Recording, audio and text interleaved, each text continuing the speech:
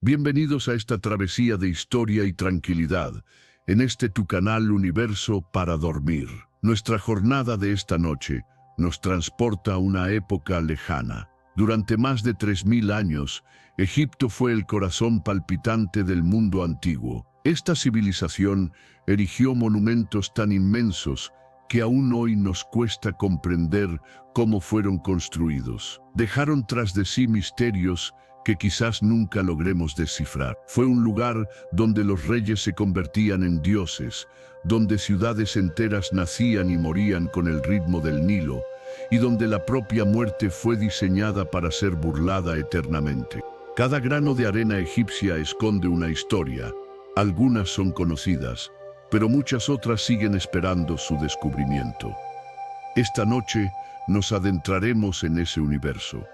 Viajaremos desde el brillo de una máscara funeraria de oro hasta la sombra de la esfinge al amanecer. Iremos desde ciudades perdidas bajo el desierto hasta las estrellas que guiaron a los faraones. Exploraremos 100 fragmentos de una civilización que se niega a desvanecerse. Si estas exploraciones curiosas y pausadas les ayudan a desconectar y encontrar una manera tranquila de terminar el día, les pido que consideren compartir este viaje con otros. Al hacerlo, nos ayudan a crecer y permiten que más almas tranquilas encuentren su camino hasta aquí. La momificación podía extenderse hasta 70 días. Preservar el cuerpo para la eternidad era un proceso complejo y sagrado que duraba hasta 70 días. El primer paso consistía en extraer los órganos internos, los cuales se conservaban por separado mientras la cavidad corporal se limpiaba y se rellenaba. Luego, el cadáver era deshidratado con una sal natural llamada natrón, que absorbía la humedad y detenía la descomposición. Esta etapa podía durar 40 días o más. Una vez seco, el cuerpo era ungido con aceites, envuelto en capas de lino fino, y a veces se colocaban amuletos protectores entre las envolturas. Los sacerdotes recitaban rituales, invocando a dioses como Anubis para salvaguardar el proceso. El gran cuidado que se ponía en el proceso reflejaba la creencia de que el cuerpo era el hogar del alma, incluso después de la muerte. Una forma preservada correctamente era esencial para disfrutar eternamente de los placeres del más allá. El corazón era considerado la sede del pensamiento y la emoción.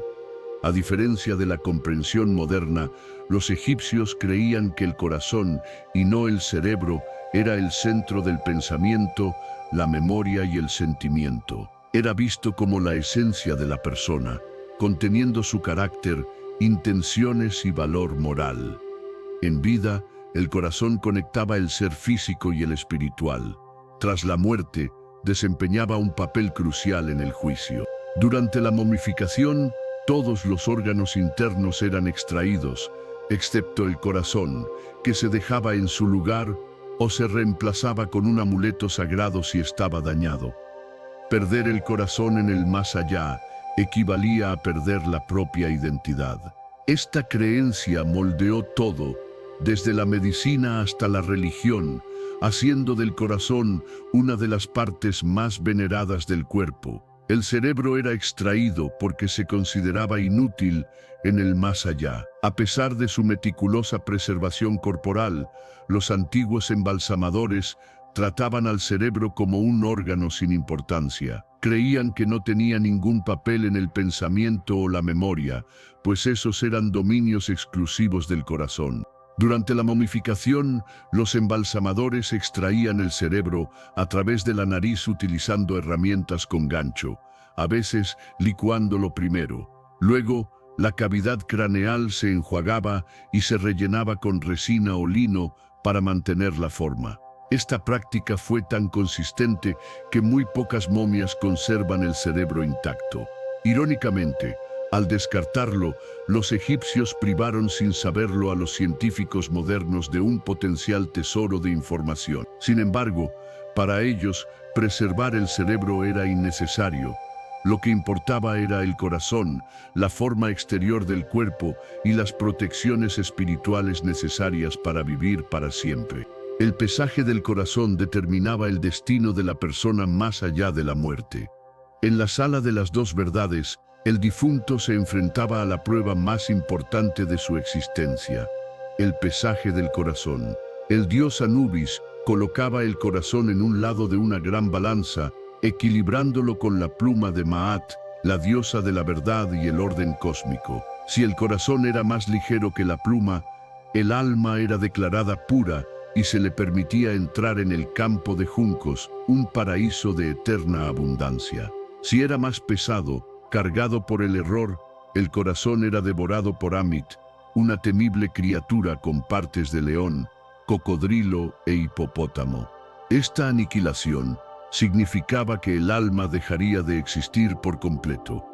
La escena era tan fundamental para la creencia egipcia que aparece en incontables tumbas y papiros, sirviendo como un recordatorio para vivir en armonía con los principios de Maat. Se decía que el dios Thoth registraba los resultados del juicio. Durante el pesaje del corazón, el dios Thoth, patrón de la escritura y la sabiduría, estaba listo para anotar el resultado. Representado como un hombre con cabeza de ibis o un babuino, se creía que Thoth llevaba los libros de registro divinos, asegurando que no pudiera ocurrir ninguna injusticia en el más allá. Su presencia garantizaba la imparcialidad, pues él era la encarnación de la verdad y el conocimiento. Si el difunto pasaba la prueba, el registro escrito de Thoth aseguraría su lugar en la eternidad. Si fallaban, su registro confirmaba su destino. Para los egipcios, este acto de escribir no era solo documentación, era un sello divino, una verdad final e inalterable inscrita en el tejido del cosmos. Algunas pinturas funerarias representan al difunto jugando a juegos de mesa en la eternidad. Entre las escenas pintadas en las paredes de las tumbas, una imagen recurrente es tanto sorprendente como extrañamente humana, el difunto sentado ante un tablero de juego, a menudo jugando contra un oponente invisible. El juego solía ser Senet, un pasatiempo popular en vida que se duplicaba como metáfora del paso del alma a través del más allá. Los cuadrados del tablero representaban etapas del viaje, algunas favorables, otras peligrosas. Ganar el juego significaba llegar a salvo al paraíso. Al mostrarse jugando, el dueño de la tumba expresaba confianza en su habilidad para navegar la eternidad y quizás también la esperanza de que incluso en el más allá habría tiempo para el ocio y el juego. La primera pirámide se construyó para un rey que aún no era llamado faraón. Mucho antes de que la palabra faraón se convirtiera en el título de los gobernantes de Egipto, un rey llamado Djoser encargó algo nunca antes visto, una pirámide. Construida alrededor de 2670 antes de nuestra era, la pirámide escalonada de Saqqara fue diseñada por su arquitecto Imhotep y marcó un punto de inflexión en la arquitectura. Hasta entonces los reyes eran enterrados en estructuras de techo plano, llamadas mastabas. Imhotep las apiló en una serie de terrazas, creando un monumento que se elevaba hacia el cielo. No fue solo una tumba, fue una declaración de que los gobernantes de Egipto eran divinos y su poder eterno. Aunque más pequeña y menos refinada que las posteriores pirámides de Giza, la creación escalonada de Djoser sigue en pie hoy.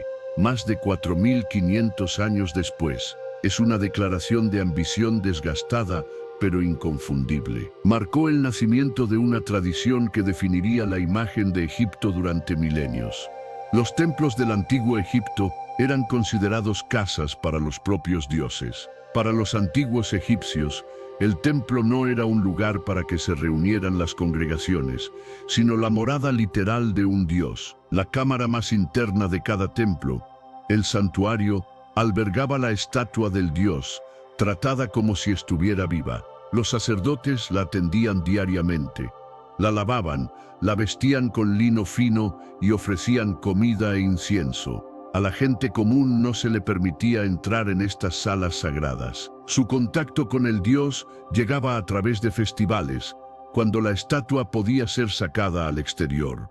El templo estaba diseñado como un viaje simbólico, con cada sala conduciendo más profundamente a la presencia divina, decorada con escenas de la creación y mitos. Incluso la disposición reflejaba el mundo, los patios exteriores representaban el reino humano, los salones interiores, los cielos y el santuario mismo, el lugar donde residía el Dios. Para los egipcios, el Dios verdaderamente vivía allí, y el templo era su hogar eterno. Las pirámides estuvieron una vez cubiertas de reluciente piedra blanca. Las pirámides que vemos hoy están desgastadas, con sus bloques de núcleo ásperos expuestos. Pero en su apogeo, brillaban como joyas bajo el sol del desierto.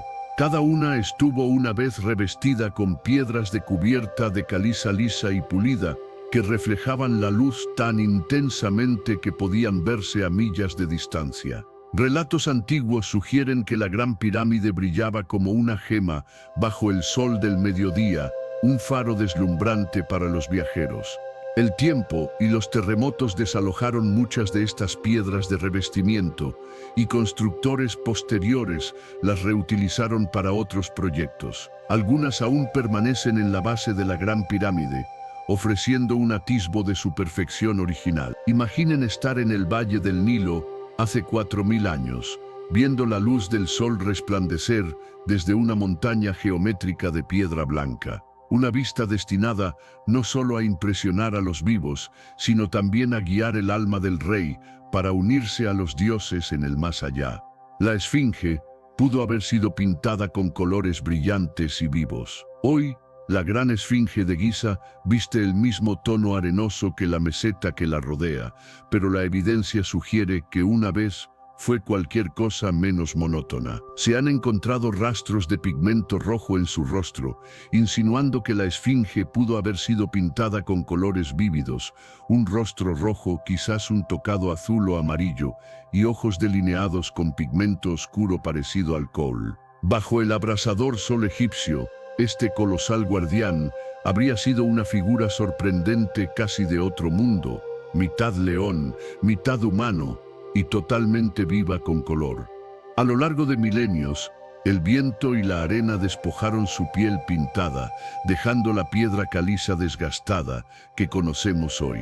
Sin embargo, imaginarla en su forma original la transforma de una silenciosa ruina antigua en un guardián vibrante que vigila las pirámides, mirando eternamente hacia el sol naciente. La alineación de la Gran Pirámide es más precisa que muchas estructuras modernas. La Gran Pirámide de Keops está alineada con el norte verdadero, con una precisión de menos de un 1/20 de grado, un logro que aún desconcierta a los investigadores. Esta precisión se logró sin instrumentos modernos, basándose en cambio en observaciones de las estrellas. Una teoría es que los antiguos topógrafos rastrearon la rotación de ciertas estrellas a través del cielo, marcando el momento exacto en que se alineaban verticalmente para fijar su orientación. Sobre la vasta base de la pirámide, incluso un pequeño error podría haber creado una desviación visible. Sin embargo, los constructores lograron una perfección notable. La alineación también pudo haber tenido un significado simbólico, conectando el lugar de descanso eterno del faraón con el cosmos. En cierto sentido, la pirámide no era solo una tumba, era una máquina cósmica enraizada en la tierra, en perfecta conversación con los cielos. Los antiguos egipcios utilizaban un calendario basado en el ascenso de una sola estrella. Los ciclos agrícolas de Egipto estaban gobernados por la inundación anual del Nilo, y predecir esa inundación era una cuestión de supervivencia. La clave residía en la estrella Sirio. Cada año, justo antes del amanecer a mediados del verano, Sirio aparecería sobre el horizonte oriental por primera vez en meses. Este ascenso heliacal casi siempre ocurría poco antes de que el Nilo comenzara a crecer. Los egipcios construyeron un calendario de 365 días alrededor de este evento celeste, dividiendo el año en 3 estaciones: inundación, crecimiento y cosecha, cada una con 4 meses de 30 días. Se añadían 5 días adicionales para festivales, considerados los cumpleaños de los dioses. Este calendario basado en Sirio era tan preciso que solo se desviaba lentamente a lo largo de siglos. Es un testimonio de la habilidad de los egipcios para mezclar la astronomía con la vida diaria. Inventaron uno de los sistemas de escritura más antiguos conocidos. La escritura jeroglífica surgió en Egipto alrededor de 3200 antes de nuestra era, convirtiéndose en uno de los primeros guiones del mundo. Este no era un sistema simple. Combinaba símbolos para sonidos, palabras completas e ideas abstractas, permitiendo una flexibilidad extraordinaria. Inicialmente utilizados para inscripciones monumentales en templos, tumbas y estelas, los jeroglíficos transmitían mensajes tanto prácticos como espirituales. El acto de escribir en sí mismo era considerado mágico, una forma de hacer que las palabras vivieran para siempre. Los escribas, formados desde jóvenes, ocupaban un lugar importante en la sociedad, pues solo ellos podían desbloquear esta habilidad sagrada. Con el tiempo, los jeroglíficos evolucionaron junto a otros guiones, como el hierático cursivo utilizado para la escritura cotidiana, pero la belleza de los signos tallados perduró durante miles de años. Cada jeroglífico era una imagen, pero también más que una imagen, un receptáculo de significado a través de la eternidad. Algunos jeroglíficos representaban sonidos y otros ideas enteras. A diferencia de los alfabetos modernos, los jeroglíficos egipcios eran un sistema híbrido. Algunos signos representaban sonidos consonantes únicos, como letras, mientras que otros significaban combinaciones de sonidos, y otros simbolizaban conceptos u objetos completos. Una imagen de un disco solar podía leerse como la palabra Ra o día, según el contexto. Esto permitía ricas capas de significado. Un nombre podía deletrearse fonéticamente, ilustrarse simbólicamente y reforzarse con un determinativo, un signo final que aclaraba su categoría. Para leer y escribir jeroglíficos, había que dominar cientos de estos símbolos junto con los matices de sus combinaciones. Esta complejidad hacía que la alfabetización fuera rara, reservada para escribas y sacerdotes, pero también hacía que las inscripciones egipcias fueran más que mero texto. Eran arte, lenguaje y simbolismo, todo en uno.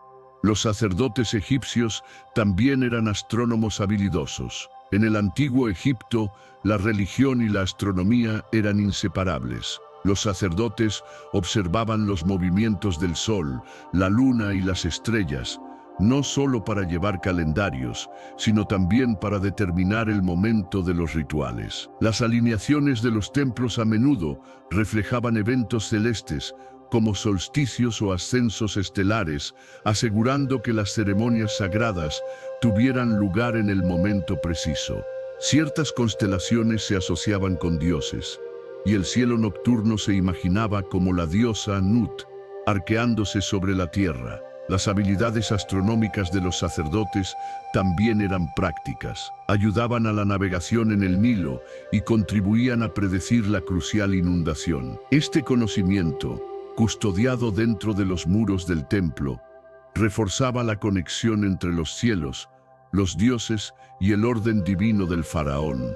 Los antiguos egipcios tenían una palabra para la eternidad que aparecía en los textos de las tumbas. El concepto de eternidad era central en el pensamiento egipcio y tenían más de una palabra para ello. Una de las más profundas era Dejet, que se refería a un estado atemporal e inmutable, el tipo de eternidad que habitaban los dioses. En las inscripciones de las tumbas, Dejet a menudo aparecía junto a Nee, una palabra para el tiempo cíclico, como el interminable giro de las estaciones.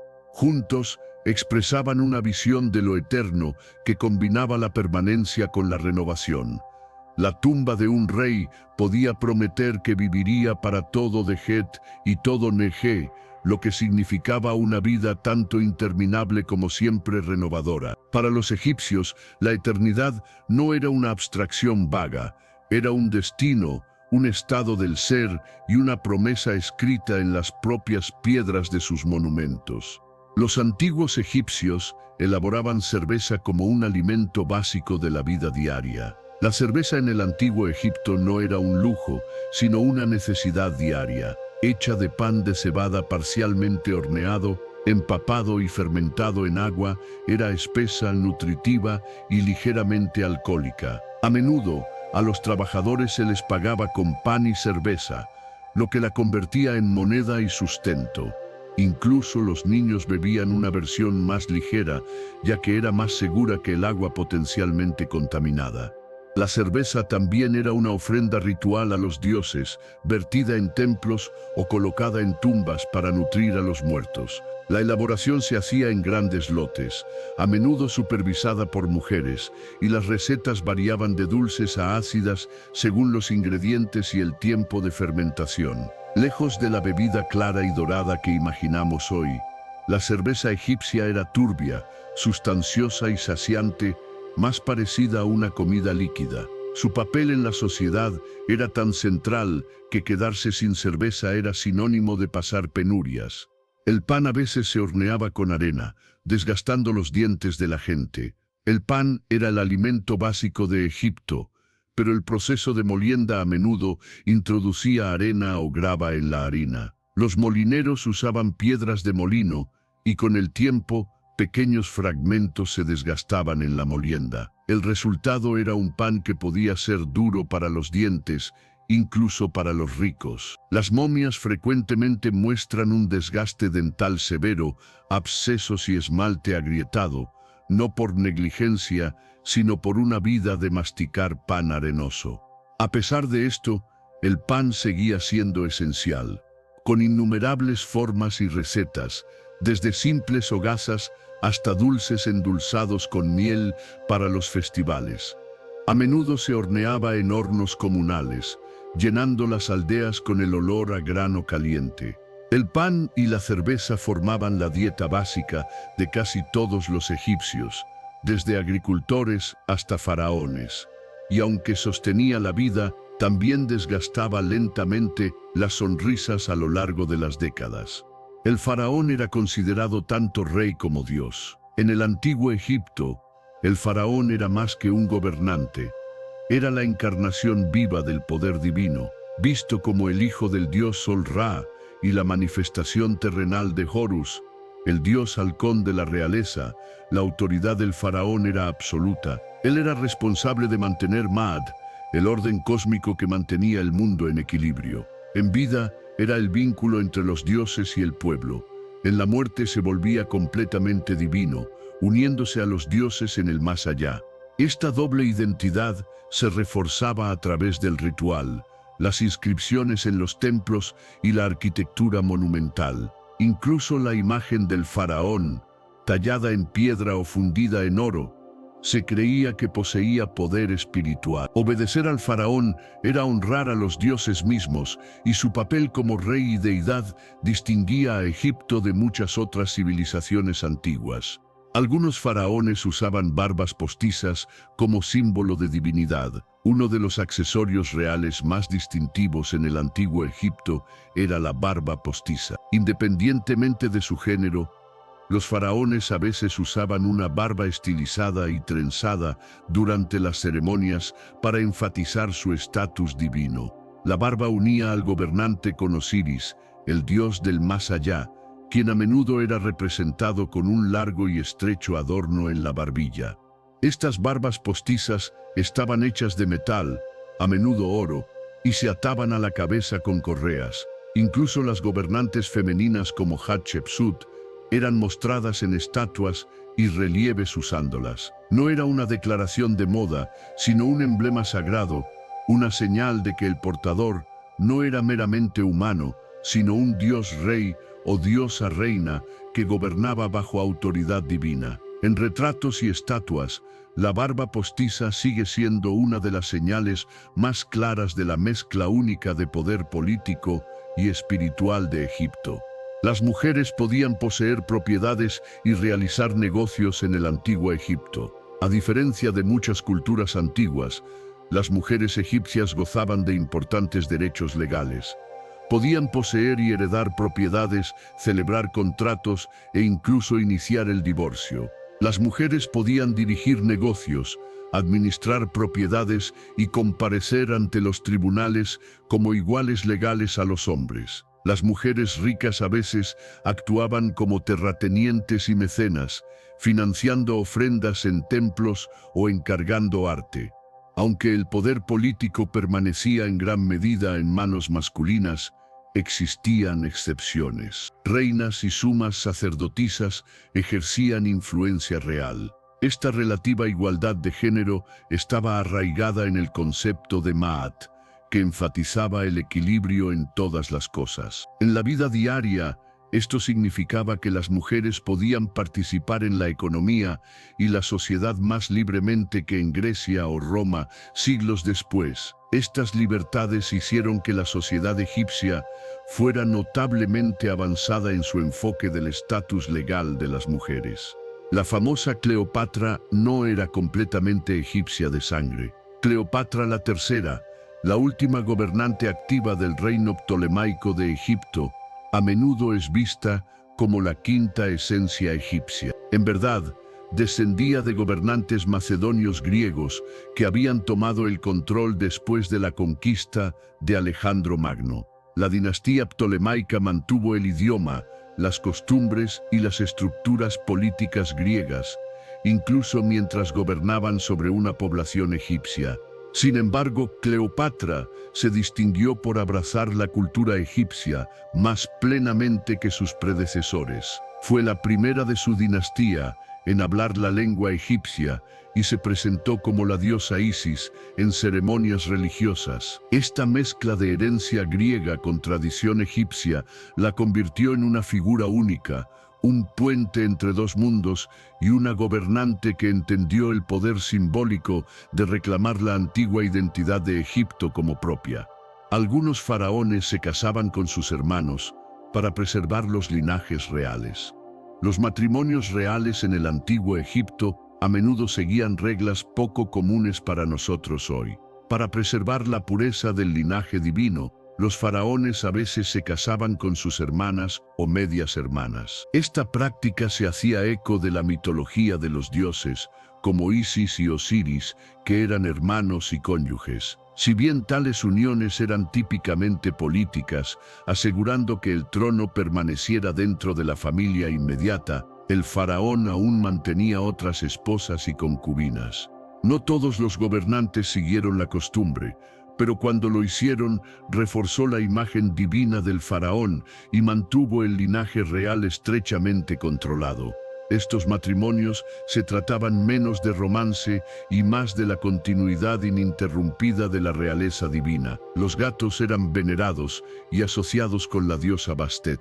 En el antiguo Egipto, los gatos eran mucho más que mascotas. Eran animales sagrados vinculados a Bastet, la diosa del hogar, la fertilidad y la protección.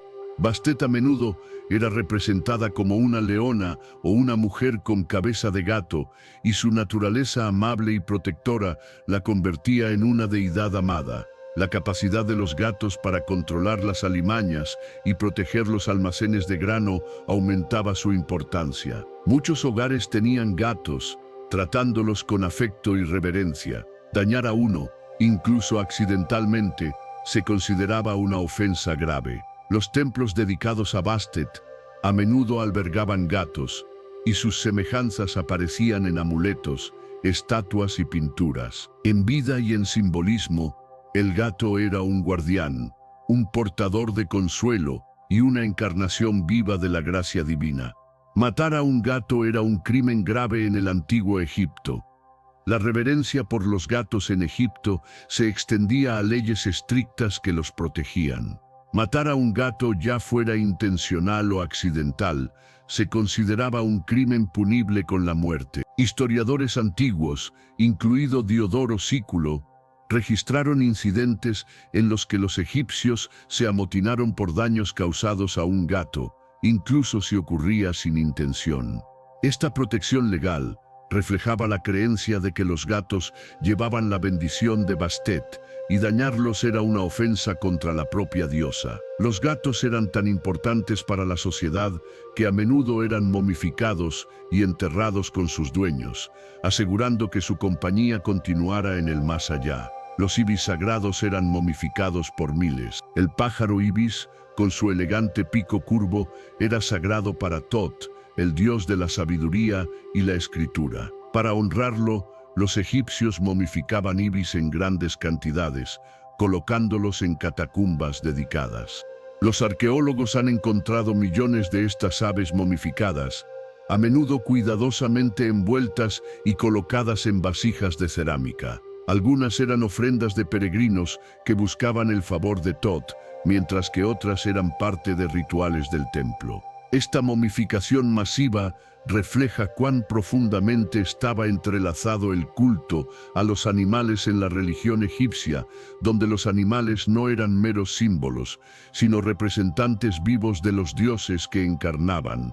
Muchos templos estaban orientados hacia el sol naciente. Los templos del antiguo Egipto no se colocaban al azar. Su alineación a menudo seguía principios astronómicos precisos. Muchos estaban orientados de modo que el sol naciente, en ciertos momentos del año, brillara directamente en el santuario, iluminando la estatua del dios en su interior. El ejemplo más famoso es Abu Simbel, donde 2 veces al año la luz del sol viaja profundamente en el templo para iluminar las figuras de los dioses sentados junto al faraón Ramsés II.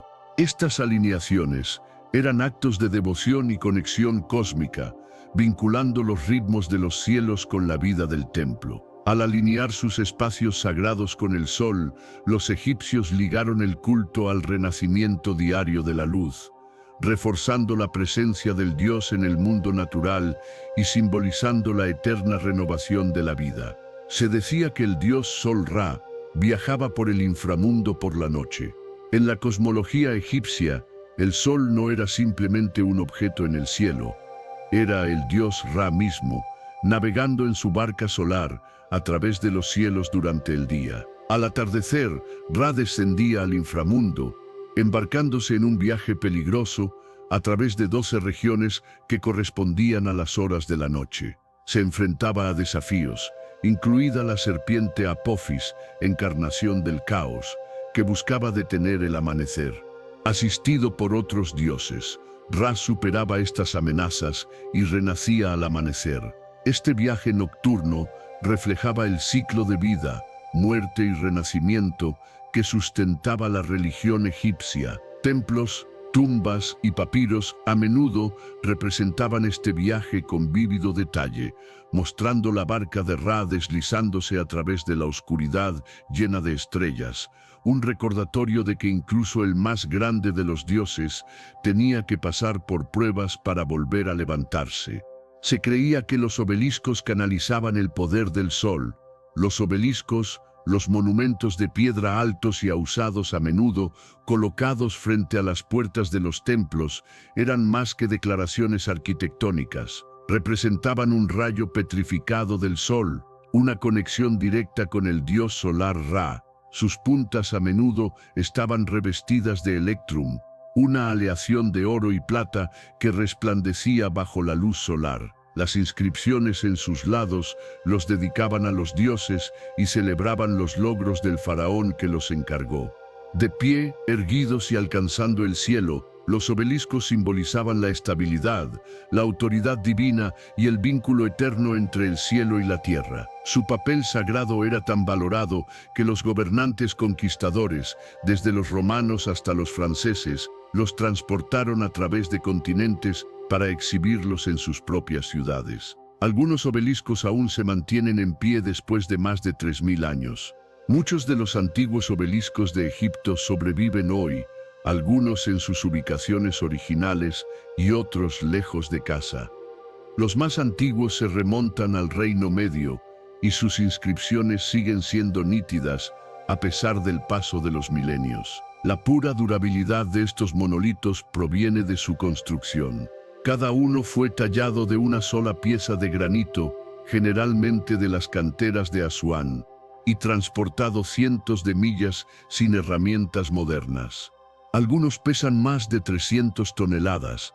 Su supervivencia es un testimonio tanto de la habilidad de los canteros egipcios como de la importancia cultural de los propios monumentos, ya sea proyectando sombras en los patios de los templos o de pie en capitales modernas como París y Londres, siguen siendo testigos silenciosos del poder y el arte del antiguo Egipto. Los antiguos egipcios practicaban una forma de odontología.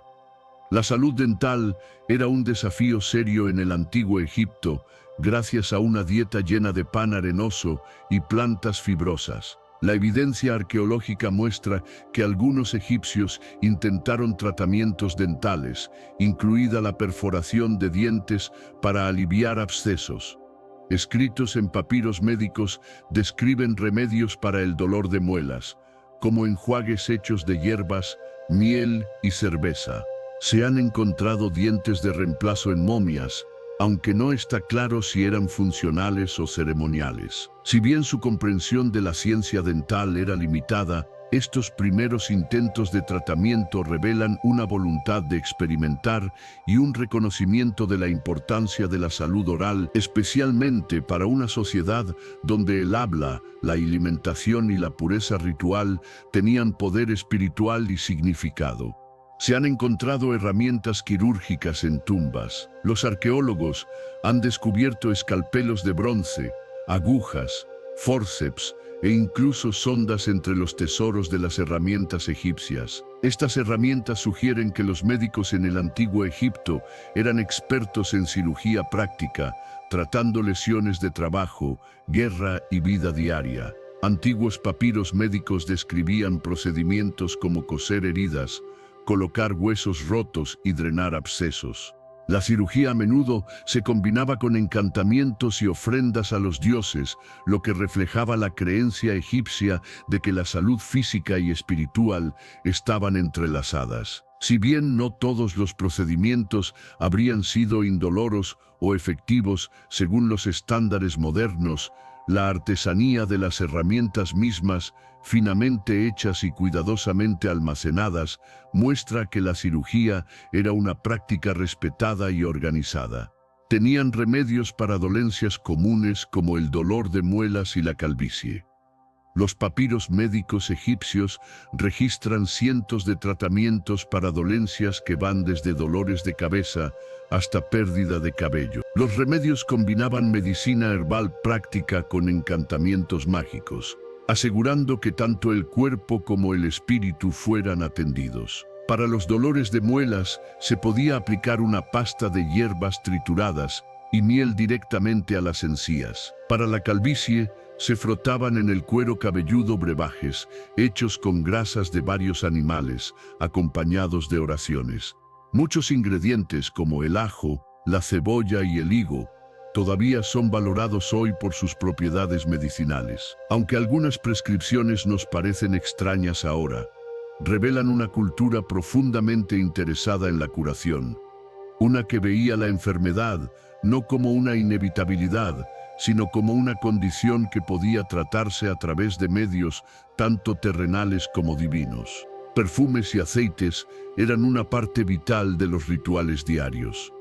El aroma jugaba un papel poderoso en la vida egipcia. Perfumes y aceites aromáticos se utilizaban tanto para el aseo personal como para las ceremonias religiosas, a menudo hechos de flores, hierbas y resinas, mezcladas en ungüentos fragantes. Los ricos se ungían con aceites perfumados diariamente, mientras que los sacerdotes los usaban para purificar estatuas de los dioses. Ciertos aromas, como el incienso y la mirra, se consideraban ofrendas en sí mismos, quemados en templos para complacer a lo divino. La fabricación de perfumes era un arte hábil, y algunas recetas eran secretos bien guardados. En el más allá, se colocaban perfumes y aceites en las tumbas para asegurar que el difunto se mantuviera fragante y agradable por toda la eternidad. El maquillaje era usado tanto por hombres como por mujeres. En el antiguo Egipto, los cosméticos no se trataban puramente de belleza, eran una cuestión de salud y protección. Hombres y mujeres usaban maquillaje diariamente, aplicando ocre rojo en labios y mejillas y pigmentos oscuros alrededor de los ojos. Se creía que estos pigmentos ahuyentaban a los malos espíritus y protegían contra el resplandor del sol. El maquillaje era tan esencial que incluso los egipcios más pobres podían tener un pequeño recipiente de col. El acto de aplicarlo era tanto ritual como rutina, mezclando estética, practicidad y protección espiritual en un solo gesto. El delineador de ojos col servía tanto para fines cosméticos como protectores. El col, hecho de minerales molidos como la galena, se utilizaba para crear el icónico contorno de ojos en forma de almendra visto en el arte egipcio. Más allá de su apariencia llamativa, el col reducía el deslumbramiento del sol y actuaba como un repelente de insectos. Estudios modernos sugieren que también tenía propiedades antibacterianas, ayudando a prevenir infecciones oculares. El diseño en sí se hacía eco del ojo de Horus, un poderoso símbolo de protección y curación. Por lo tanto, el col no era solo decoración, era un amuleto protector usado en el cuerpo, una conexión visible entre la belleza y la salvaguarda divina.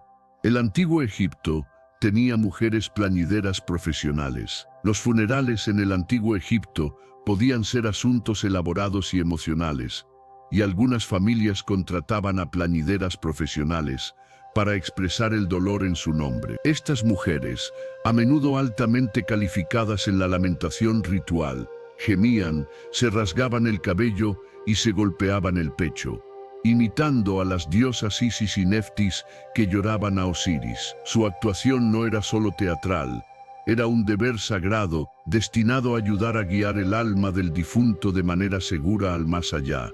Cuanto más prominente era el funeral, más plañideras podían estar presentes, sus gritos resonando por las calles y hacia la tumba. Escenas de estas mujeres aparecen en pinturas de tumbas, congeladas a mitad de gesto, mostrando que su papel era tanto una exhibición pública de pérdida como una recreación profundamente simbólica del luto divino.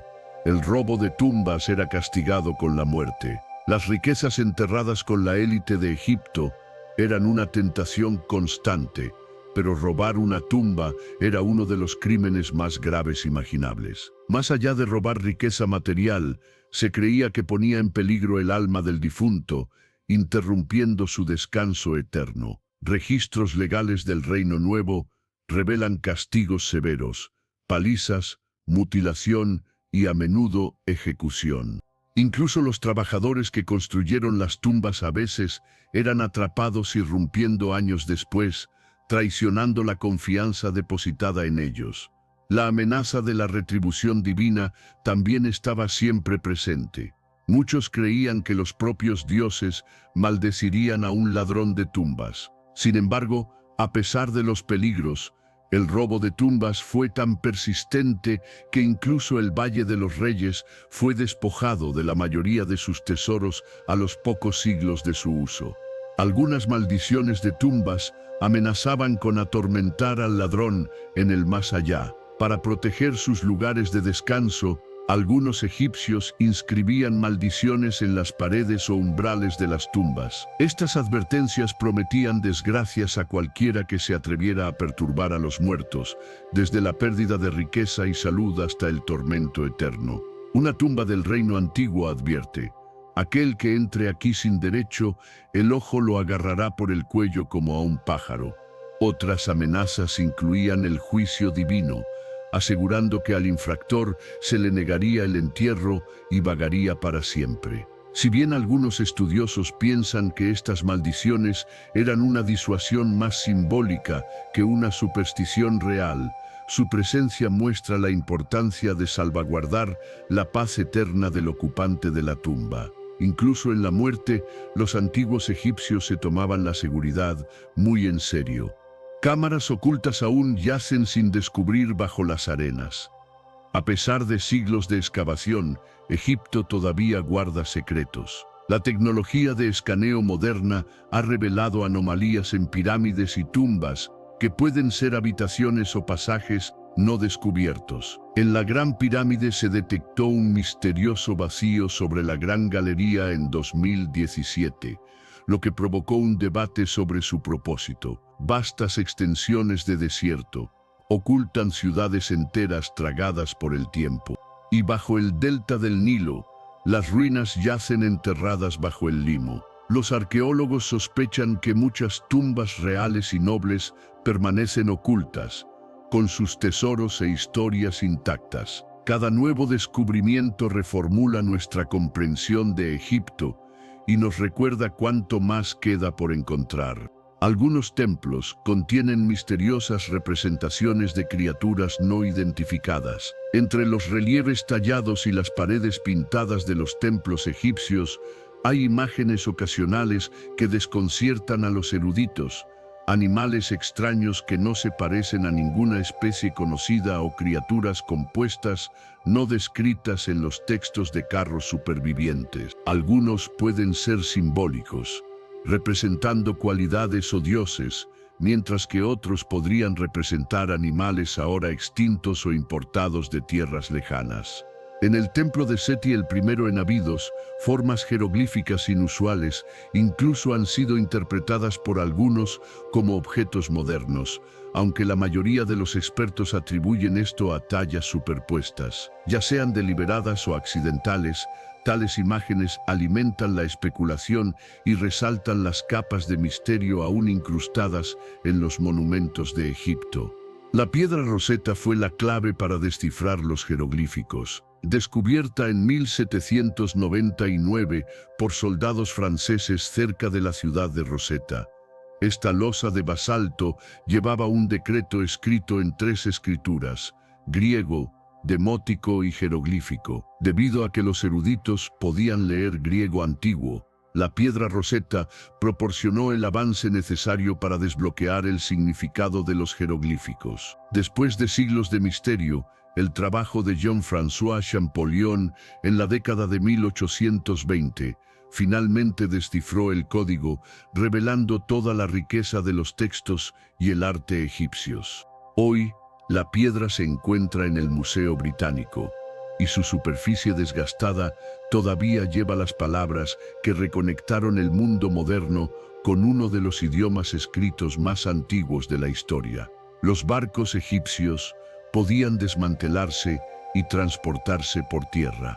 El Nilo era la principal autopista de Egipto, pero a veces los barcos necesitaban viajar donde el agua no podía llevarlos. Para resolver esto, los egipcios construyeron embarcaciones que podían desmontarse, transportarse por tierra y volverse a ensamblar.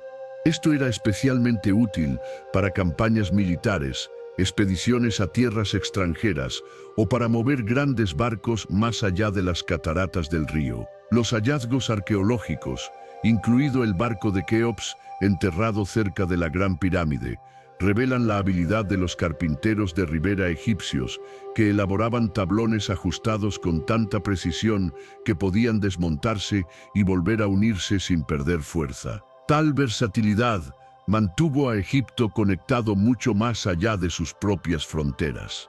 El papiro fue uno de los primeros materiales de escritura del mundo, hechas de la médula de la planta de papiro, que crecía abundantemente a lo largo del Nilo. Las hojas de papiro revolucionaron el mantenimiento de registros en el mundo antiguo. Las tiras se colocaban en capas transversales, se prensaban y se secaban para crear una superficie de escritura suave. Ligero y portátil, el papiro reemplazó a las tabletas de arcilla más pesadas y permitió el fácil almacenamiento de rollos. Egipto exportó papiro a todo el Mediterráneo, convirtiéndolo en una piedra angular del comercio antiguo. Muchos documentos de papiro han sobrevivido miles de años en el clima seco de Egipto, conservando literatura, registros legales, textos médicos y cartas personales. Un legado escrito de una civilización que valoraba el poder de la palabra escrita. Poemas de amor del antiguo Egipto aún sobreviven hoy, Entre los tesoros más inesperados del antiguo Egipto se encuentran poemas de amor escritos en papiro u ostraca, fragmentos de cerámica. Estos versos son íntimos, juguetones y a menudo sorprendentemente modernos en tono, hablando de anhelo, belleza y momentos robados. Algunos usan la naturaleza como metáfora, comparando los ojos de un ser querido con estrellas o sus labios con vino dulce. Compuestos probablemente para festivales o disfrute privado, estos poemas revelan un lado emocional y personal de la vida egipcia, a menudo eclipsado por la piedra monumental y la imaginería divina. Nos recuerdan que bajo la grandeza, los egipcios amaban y deseaban tanto como lo hacemos hoy. Se creía que la música tenía propiedades mágicas. La música en el antiguo Egipto no era solo entretenimiento, era una fuerza con el poder de curar, bendecir y proteger. Arpas, flautas, liras e instrumentos de percusión acompañaban tanto las ceremonias religiosas como la vida diaria. Se pensaba que ciertas canciones invocaban el favor de los dioses o calmaban a los espíritus inquietos. Los músicos del templo ocupaban puestos respetados y algunos himnos sobreviven en forma escrita. La música también era una parte clave de las celebraciones, desde festivales de cosecha hasta procesiones reales, donde el ritmo y la melodía se fusionaban con el ritual para crear momentos de alegría comunal. La flor de loto era un símbolo de renacimiento. En el antiguo Egipto, el loto era más que una hermosa flor, era un emblema sagrado de la creación y la renovación. El hábito de la flor de cerrarse por la noche y reabrirse con el sol de la mañana reflejaba el ciclo de muerte y renacimiento, lo que la convertía en un potente símbolo religioso. En los mitos de la creación, se decía que el loto había surgido de las aguas primordiales, abriendo sus pétalos para revelar al dios sol recién nacido. Los artistas tallaron y pintaron motivos de loto en las paredes de los templos, tumbas y muebles, y aparecía en joyas como un amuleto para la regeneración y la vida eterna. Incluso en las ofrendas funerarias se colocaban flores de loto o sus imágenes con el difunto, asegurando su propio renacimiento en el más allá. Flotando en las tranquilas aguas de los lagos de los templos y el Nilo, el loto era un recordatorio constante de la capacidad de la vida para emerger de nuevo de la oscuridad.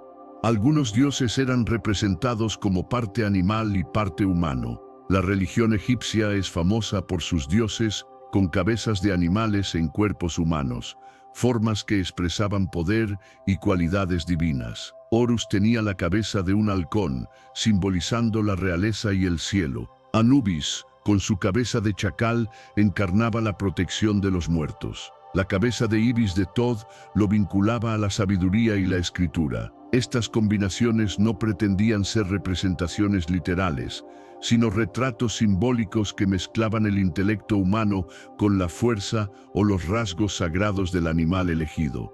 Los dioses también podían aparecer completamente humanos o completamente animales, dependiendo de la historia o el ritual. Esta fluidez de forma reflejaba la creencia de que las deidades existían más allá de las limitaciones humanas, capaces de revelarse en la forma que mejor expresara su esencia y papel.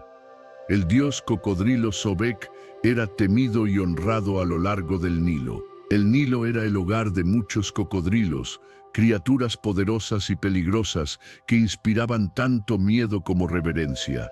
El dios Sobek, representado con cabeza de cocodrilo, encarnaba el poder, la fertilidad y la imprevisibilidad del Nilo. Se creía que protegía a las personas de los peligros del río o los desataba cuando estaba enojado. Los templos dedicados a Sobek a menudo mantenían cocodrilos vivos, mimados como manifestaciones vivientes del dios, adornados con joyas y alimentados lujosamente. A su muerte, estos cocodrilos eran momificados y enterrados con ceremonia. La naturaleza dual de Sobek, dadora de vida inmortal, lo convertía en una deidad compleja, cuyo favor era esencial para el paso seguro y la prosperidad a lo largo del río. Anubis, con cabeza de chacal, guiaba las almas al más allá. Anubis, con su elegante cabeza de chacal negro, era uno de los dioses más reconocibles de Egipto y una figura central en los ritos funerarios. Era el protector de las tumbas, el supervisor de la momificación y el guía de las almas a través del inframundo. En la famosa escena del pesaje del corazón, es Anubis quien ajusta las balanzas, asegurando que se haga justicia. La forma de chacal lo vinculaba a los animales que merodeaban por los cementerios, convirtiendo a un temido carroñero en un guardián divino. Los sacerdotes que realizaban rituales de embalsamamiento a menudo usaban máscaras de chacal para encarnar el papel de Anubis. Para los antiguos egipcios, su presencia era tanto un consuelo como una advertencia, un recordatorio de que el viaje a la eternidad requería pureza y verdad. Se creía que la diosa del cielo Nut se tragaba el sol cada noche. En la cosmología egipcia, el cielo no era un espacio vacío, sino el cuerpo de la diosa Nut arqueándose sobre la tierra. Cada tarde se decía que Nut se tragaba el sol, llevándolo a través de su cuerpo durante la noche. Al amanecer, ella lo daría a luz de nuevo, renovando el ciclo del día y la noche. A menudo era representada como una mujer cuyo cuerpo estaba cubierto de estrellas, extendiéndose protectoramente de horizonte a horizonte. El papel de Nut no era solo cósmico, sino protector. Ella protegía la tierra del caos y ofrecía a los muertos un lugar entre las estrellas. Su abrazo interminable del sol reflejaba los ritmos eternos que daban forma a la vida y la creencia egipcias. Se decía que la diosa Sekhmet respiraba fuego. Sekhmet, la diosa con cabeza de león de la guerra y la curación, era a la vez destructora y protectora. Se decía que su aliento de fuego creaba los vientos abrasadores del desierto, y su ira podía traer plaga a los enemigos de Egipto. En el mito, una vez casi destruyó a la humanidad en una rabia sedienta de sangre, detenida solo cuando fue engañada para que bebiera cerveza, teñida que confundió con sangre. Sin embargo, Sekhmet también era una diosa de la medicina, y sus sacerdotes eran curanderos hábiles. Ella encarnaba las fuerzas duales del peligro y la restauración, un recordatorio de que la destrucción podía allanar el camino para la renovación. Los templos dedicados a Sekhmet estaban llenos de estatuas de la diosa, quizás para canalizar y contener su inmenso poder. Los templos tenían lagos sagrados para la purificación ritual. Dentro de muchos complejos de templos se encontraba un lago artificial utilizado para rituales de purificación. Los sacerdotes se bañaban en estas aguas sagradas antes de realizar ceremonias, asegurando que estuvieran física y espiritualmente limpios. Los lagos también simbolizaban las aguas primordiales de las que surgió la creación, convirtiéndolos en espacios poderosos para la renovación y la conexión con lo divino. En algunos templos, los lagos jugaban un papel en festivales con barcos sagrados que transportaban las estatuas de los dioses a través de sus superficies. La presencia de un lago dentro de los muros del templo reforzaba la idea de que cada templo era una versión en miniatura del universo, completo con sus propias aguas sagradas de la creación. Los sacerdotes a veces se afeitaban todo el cuerpo por pureza. Los sacerdotes del templo seguían estrictos rituales de limpieza, uno de los cuales era la eliminación completa del vello corporal. Esta práctica no se trataba de apariencia, sino de pureza espiritual e higiene. Los sacerdotes se afeitaban la cabeza y el cuerpo regularmente, a veces diariamente, para asegurarse de que estuvieran libres de cualquier cosa considerada impura en presencia de los dioses. Se bañaban varias veces al día, vestían lino limpio y evitaban ciertos alimentos antes de los rituales. Estas prácticas eran parte de una creencia más amplia de que servir a los dioses requería un estado de absoluta limpieza física y espiritual, una disciplina que reforzaba la separación entre lo sagrado y lo ordinario. El color azul se asociaba con la creación y la protección. El azul tenía un profundo significado simbólico en el antiguo Egipto. Representaba las aguas vivificantes del Nilo, el cielo y los cielos. Como tal, estaba vinculado a la creación, la fertilidad y la protección divina. Los pigmentos azules, a menudo hechos de un material sintético ahora llamado azul egipcio, se utilizaban en el arte, las joyas y los amuletos. Dioses como Amón y Ajador a veces eran representados con piel azul para mostrar su naturaleza cósmica. Las cuentas y azulejos de fayenza azul decoraban templos y tumbas, rodeando los espacios sagrados con el color de la vida misma. Se pensaba que llevar azul traía bendiciones y protegía al portador del daño. El rojo simbolizaba tanto la vida como la destrucción. En el simbolismo egipcio, el rojo era un color de contraste. Representaba la vida, la energía y el sol del desierto, pero también el caos, el peligro y la destrucción. Asociado con el dios Set, el rojo podía significar tanto vitalidad como violencia. Los artistas usaban ocre rojo para pintar la piel de las figuras masculinas, simbolizando salud y fuerza. En la magia protectora, la tinta roja a veces se usaba para escribir los nombres de seres peligrosos, neutralizando su poder.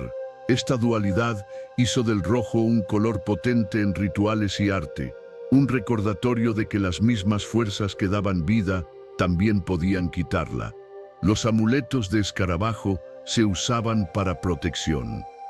El escarabajo era uno de los símbolos más poderosos del antiguo Egipto, ligado al renacimiento y al orden cósmico. El hábito del escarabajo de hacer rodar una bola a través del suelo se veía como un reflejo del dios Sol Ra, empujando el sol a través del cielo cada día. Los egipcios usaban amuletos en forma de escarabajo como talismanes para la suerte, la protección y la renovación, a menudo tallados en piedra, fayenza o metales preciosos. Algunos estaban inscritos con oraciones o nombres para convertirlos en talismanes personales. Se colocaban escarabajos grandes sobre los cofres de las momias, grabados con hechizos del libro de los muertos para proteger el alma durante el juicio. Los escarabajos se usaban en vida, se enterraban en la muerte e incluso se daban como regalos diplomáticos. Su simbolismo perdurable significaba que usar un escarabajo era llevar una pieza del ciclo eterno del sol, una promesa divina de regeneración y paso seguro al próximo mundo. Algunos amuletos se colocaban en las envolturas de las momias para un paso seguro. En el antiguo Egipto, el proceso de envolver una momia era un acto sagrado estratificado con protección mágica. Entre las tiras de lino, los sacerdotes colocaban amuletos en lugares específicos para proteger al difunto en su viaje al más allá. Estos encantos venían en muchas formas: Ankhs para la vida, el ojo de Horus para la curación, escarabajos para el renacimiento, pilares Ded para la estabilidad y nudos Tit para la protección de la diosa Isis. Muchos estaban inscritos con hechizos para activar su poder, algunos tomados directamente del libro de los muertos. La disposición de los amuletos seguía un orden ritual, cada uno abordando una necesidad diferente: seguridad, fuerza, guía o favor divino. Juntos, formaban una armadura espiritual destinada a asegurar la llegada segura del alma al paraíso. Estas protecciones ocultas nos recuerdan que la momificación no era solo preservación, sino una salvaguarda cuidadosamente construida para la eternidad misma. Las joyas del antiguo Egipto a menudo tenían significados simbólicos. Las joyas en el antiguo Egipto eran más que adornos, eran una forma de expresión mágica y espiritual. Cada material y color conllevaba un significado. El oro simbolizaba la eternidad y lo divino. El turquesa traía alegría y fertilidad, y el cornalina transmitía vitalidad y coraje. Los diseños a menudo representaban símbolos sagrados: flores de loto para el renacimiento, halcones para el poder real, cobras para la protección divina. Las joyas podían ser usadas tanto por la élite como por la gente común, aunque los ricos usaban metales preciosos y piedras raras, mientras que otros usaban piezas de fayenza o cerámica esmaltada. En vida, las joyas proclamaban identidad y estatus. En la muerte se enterraban con el dueño para protegerlos en el más allá. La artesanía era notable, con intrincados trabajos de abalorios, delicados incrustaciones y simetría equilibrada. Para los egipcios, un collar o anillo no era simplemente decoración. Era una oración hecha tangible, llevando las bendiciones y el poder de los dioses con cada brillo. Algunas estatuas tenían ojos incrustados con cristal de roca para una mirada realista.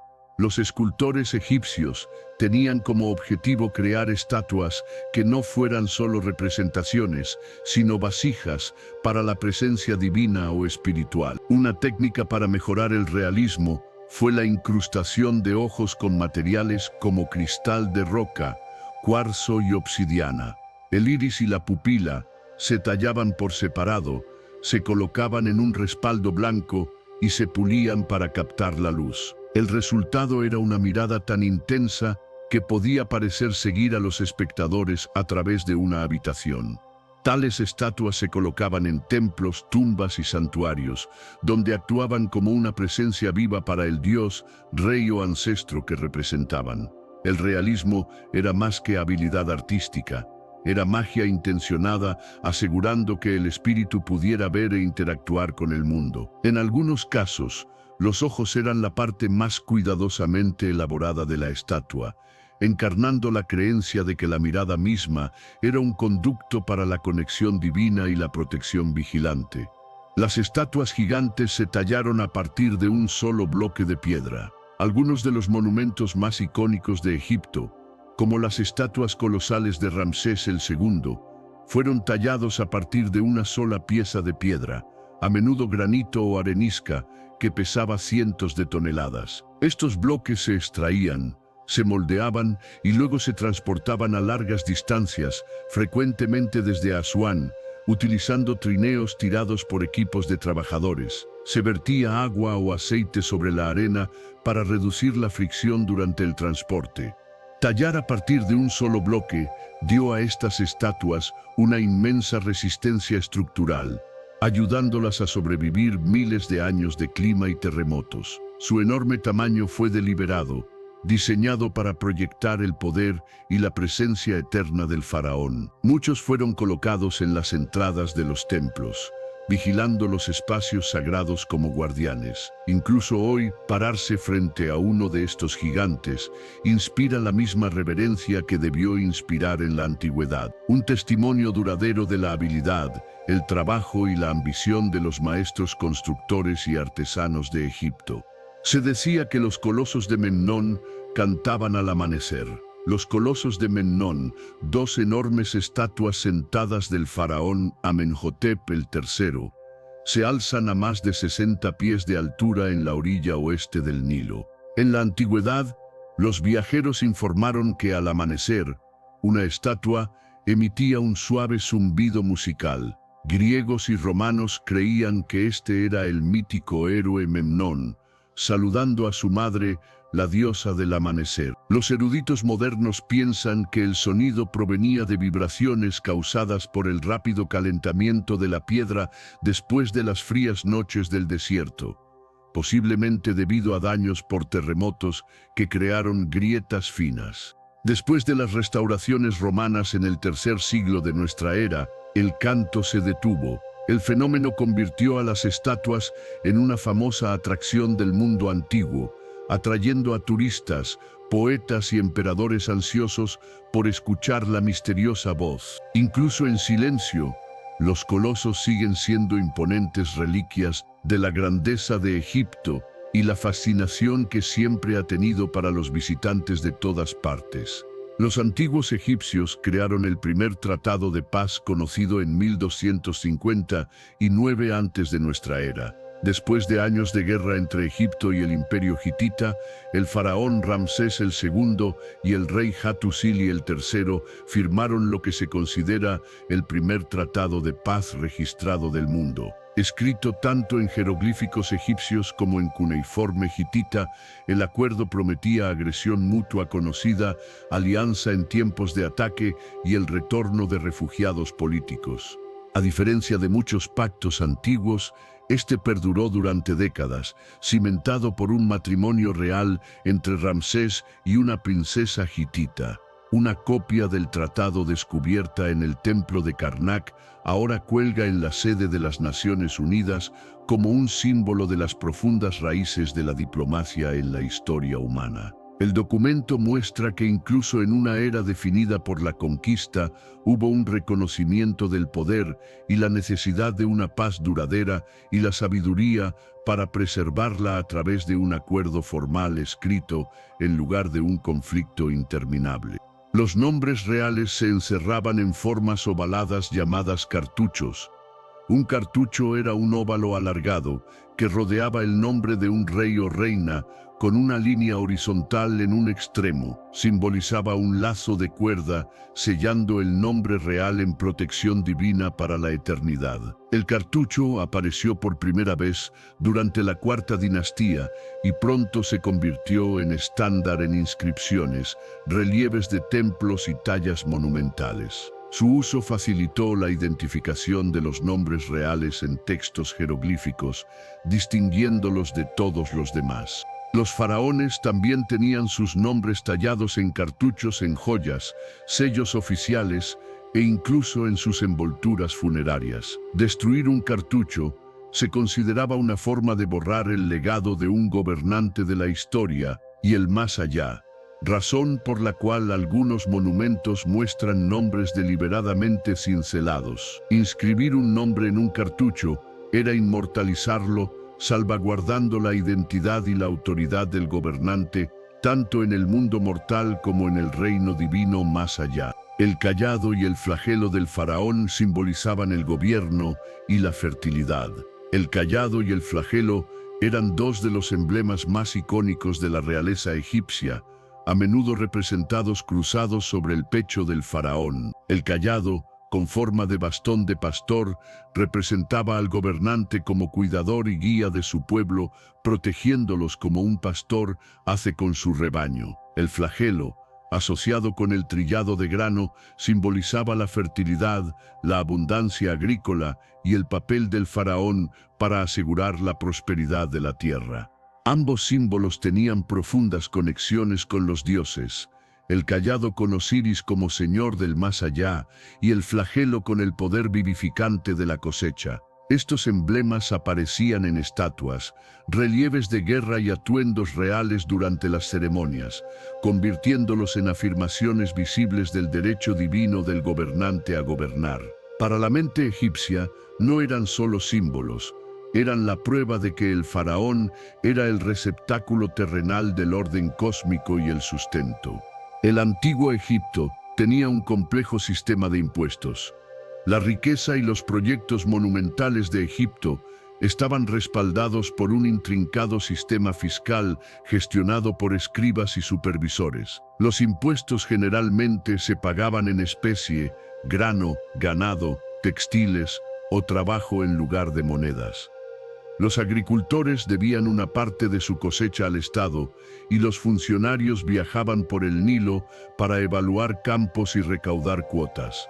Estos recursos alimentaban a los trabajadores en proyectos estatales, mantenían templos y apoyaban al ejército. Los registros de las evaluaciones de impuestos se guardaban meticulosamente en papiro y ostraca, lo que reflejaba la sofisticación administrativa del sistema. Aquellos que no cumplían con sus obligaciones se arriesgaban a multas, confiscaciones o trabajos forzados. Los impuestos también se extendían a los bienes traídos a través del comercio, asegurando que el Estado se beneficiara del papel de Egipto como centro de comercio. Esta red de recaudación y mantenimiento de registros fue uno de los pilares de la estabilidad de Egipto, financiando tanto su grandeza como su gobernanza diaria durante siglos.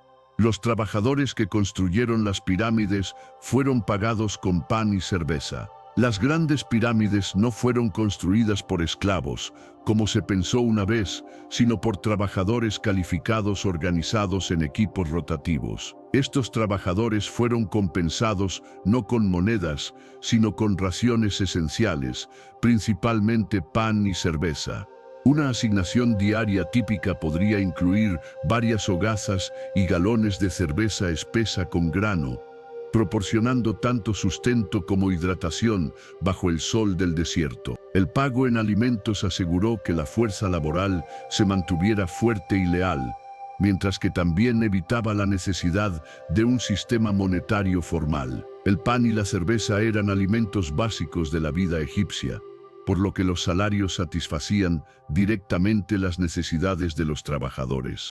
La evidencia arqueológica de las aldeas de trabajadores cerca de Giza revela panaderías y cervecerías operando a escala industrial, produciendo miles de hogazas y tinas de cerveza diariamente.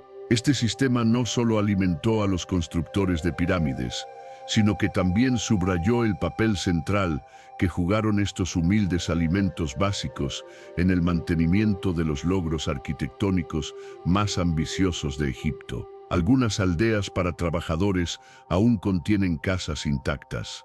Los arqueólogos han descubierto asentamientos enteros construidos para albergar a los trabajadores que trabajaron en tumbas reales y proyectos monumentales. Uno de los mejor conservados es Deir el Medina, hogar de los artesanos que construyeron las tumbas en el Valle de los Reyes. Las casas de piedra de la aldea, las calles estrechas y los espacios comunitarios permanecen notablemente intactos, ofreciendo una rara visión de la vida diaria de los trabajadores calificados. Estas casas contenían múltiples habitaciones, espacios de almacenamiento e incluso restos de paredes pintadas.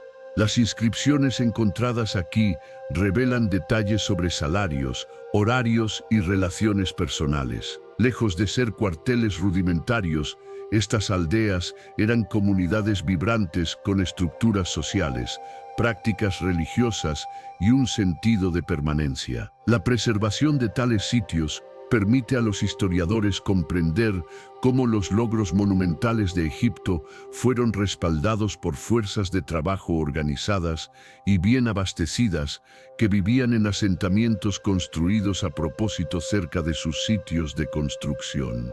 El arte del antiguo Egipto seguía reglas estrictas de proporción. Los artistas egipcios no buscaban el realismo en el sentido moderno. En cambio, seguían estrictas convenciones diseñadas para transmitir orden y significado. Las figuras a menudo se dibujaban utilizando un sistema de cuadrícula, con cada parte del cuerpo asignada a una unidad proporcional. Esto aseguró la consistencia a lo largo de los siglos y enfatizó la claridad simbólica sobre la representación realista.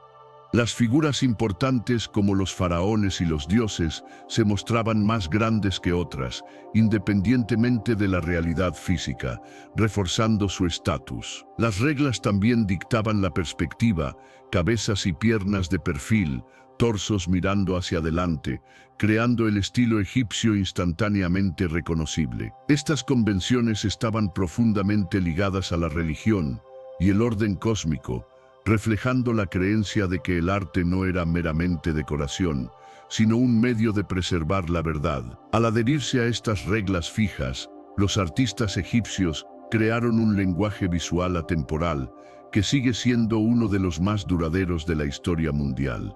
Los rostros en el arte a menudo se mostraban de perfil, mientras que los ojos miraban hacia adelante. Una de las características más distintivas del arte egipcio es la vista compuesta del rostro y el cuerpo humano. Las cabezas se muestran de perfil para capturar el contorno más reconocible, mientras que el ojo se representa frontalmente, pareciendo grande y en forma de almendra. Los hombros también miran hacia adelante, pero las piernas y los pies vuelven al perfil. Esta combinación no fue un error artístico, sino una elección deliberada destinada a presentar la forma más completa y reconocible de cada parte del cuerpo. El estilo priorizó la claridad y la integridad simbólica sobre la perspectiva realista. Este enfoque se extendió a las representaciones de animales y dioses, asegurando que cada elemento pudiera leerse instantáneamente. Para los egipcios, esta era una forma de preservar la esencia de una persona o deidad, una abreviatura visual que podía llevar poder al más allá a través de las imágenes talladas, pintadas o inscritas en templos y tumbas. Los relieves de los templos podían pintarse y repintarse a lo largo de los siglos. Si bien a menudo vemos los relieves del antiguo Egipto en piedra desnuda hoy, originalmente fueron pintados en colores vívidos, rojos, azules, verdes y oros, que hacían que las escenas cobraran vida. A lo largo de los siglos, estos relieves a veces se repintaron, ya sea para restaurar colores desvanecidos o para actualizar las imágenes. Un nuevo faraón podría reemplazar los nombres o rostros de sus predecesores con los suyos, reafirmando su legado en espacios sagrados.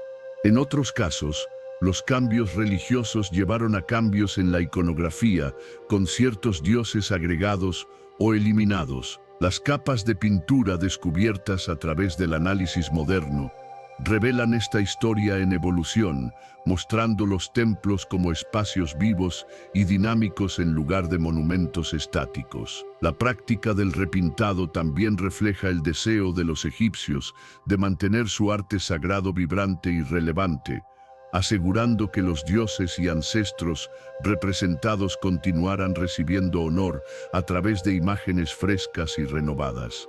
Algunas ciudades del antiguo Egipto todavía están enterradas bajo el delta del Nilo. El delta del Nilo fue una vez el hogar de prósperas ciudades, puertos y templos, muchos de los cuales ahora yacen enterrados bajo capas de limo y sedimento. A lo largo de miles de años, los cambios en el curso del río y el aumento del nivel del agua sumergieron estos asentamientos. Los arqueólogos que utilizan radar de penetración terrestre y exploración submarina han comenzado a localizar estas ciudades perdidas, incluidas Heracleion y Canopus, que se hundieron bajo el Mediterráneo. Conservados en barro y agua, los artefactos de estos sitios permanecen notablemente intactos, desde estatuas hasta herramientas cotidianas. Su descubrimiento ofrece nuevas perspectivas sobre las redes comerciales de Egipto, las prácticas religiosas y las conexiones con el mundo antiguo en general. Estas ciudades ocultas nos recuerdan que gran parte de la historia de Egipto todavía está literalmente bajo la superficie, esperando ser descubierta. Templos inundados se encuentran conservados bajo el lago Nasser. Cuando se construyó la presa alta de Asuán en la década de 1960, las crecientes aguas del lago Nasser sumergieron vastas extensiones del sur de Egipto y el norte de Sudán, incluidos templos y asentamientos antiguos. Algunos monumentos como Abu Simbel fueron reubicados bloque por bloque a un terreno más alto, pero otros fueron dejados atrás. Bajo las aguas del lago yacen templos, tumbas y artefactos conservados en el limo, protegidos de la carcoma, pero inaccesibles para la mayoría de los investigadores. Estos sitios sumergidos siguen siendo cápsulas del tiempo de la vida antigua, y su contenido está potencialmente tan bien conservado como los encontrados en las tumbas del desierto más secas. Ocasionalmente, las sequías o las expediciones de buceo especializadas revelan atisbos de lo que hay debajo, pero gran parte permanece oculto. Estos tesoros ahogados son un recordatorio de los sacrificios hechos en nombre del progreso moderno y los misterios perdurables que quedan a raíz de Egipto. Algunas momias se conservaron mejor que los cadáveres modernos. La habilidad de los antiguos embalsamadores egipcios fue tan avanzada que algunas momias han sobrevivido en condiciones notables durante más de 3000 años. La piel, el cabello e incluso los tatuajes permanecen visibles, ofreciendo a los investigadores una visión sin precedentes de las vidas de los difuntos. Los estudios forenses modernos muestran que la combinación de la cuidadosa extracción de órganos, el secado con natrón y el tratamiento con resinas creó un ambiente hostil a la descomposición. En algunos casos, la preservación es tan perfecta que las expresiones faciales y las lesiones aún son discernibles. Este nivel de preservación no fue solo un logro práctico, sino también espiritual, asegurando que el cuerpo siguiera siendo un recipiente viable para el alma en el más allá. El hecho de que algunas momias antiguas estén mejor conservadas que los cuerpos embalsamados con técnicas modernas habla de la sofisticación y precisión de la ciencia funeraria egipcia. Las recetas de embalsamamiento antiguas incluían resinas exóticas. Los embalsamadores egipcios utilizaron una variedad de materiales para preservar el cuerpo. Muchos procedían de tierras lejanas. Resinas de coníferas, betún del Mar Muerto, mirra de Punt y aceite de cedro del Líbano se encontraban entre los ingredientes más valorados. Estas sustancias eran elogiadas no solo por sus propiedades conservantes, sino también por su fragancia, que enmascaraba el olor a descomposición y tenía un significado religioso. La adquisición de tales materiales revela una vasta red comercial que se extendía mucho más allá de las fronteras de Egipto. Los análisis químicos de las envolturas de las momias han confirmado estos orígenes exóticos, mostrando que el embalsamamiento era tanto un ritual espiritual como una empresa internacional. El uso de importaciones raras en la momificación refleja la importancia otorgada a la preservación eterna del cuerpo, sin importar el costo o la distancia. Los vasos canopos guardaban los órganos de los muertos para el más allá. Durante la momificación, 4 órganos clave, el hígado, los pulmones, el estómago y los intestinos, se extraían, se trataban y se colocaban en vasos canopos. Cada jarra estaba protegida por uno de los 4 hijos de Horus, representados en las tapas como cabezas humanas, de chacal, de babuino y de halcón. Estos guardianes aseguraban la seguridad de los órganos en el más allá, donde se creía que se necesitarían de nuevo. El corazón generalmente se dejaba en su lugar, o se reemplazaba con un amuleto mientras que el cerebro se descartaba.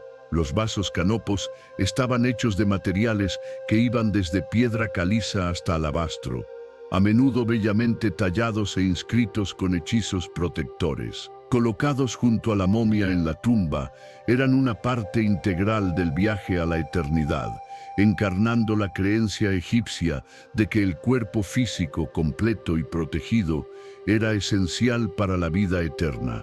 Algunos faraones construyeron tumbas ocultas para frustrar a los ladrones de tumbas. El robo de tumbas era una amenaza constante en el antiguo Egipto. Por lo tanto, algunos faraones idearon formas elaboradas de ocultar sus lugares de entierro. Utilizaron entradas ocultas, falsos corredores e inscripciones engañosas para confundir a los posibles ladrones. En algunos casos, la ubicación de la tumba en sí se mantenía en secreto, construida en valles remotos, lejos del bullicio de los complejos de templos.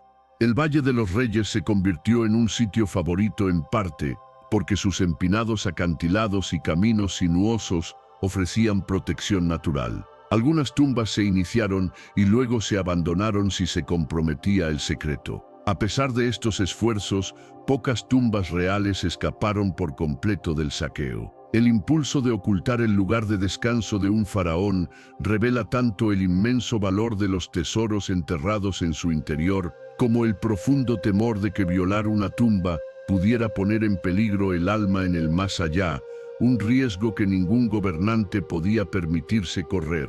El Valle de los Reyes contiene más de 60 tumbas talladas en los acantilados al oeste de Luxor.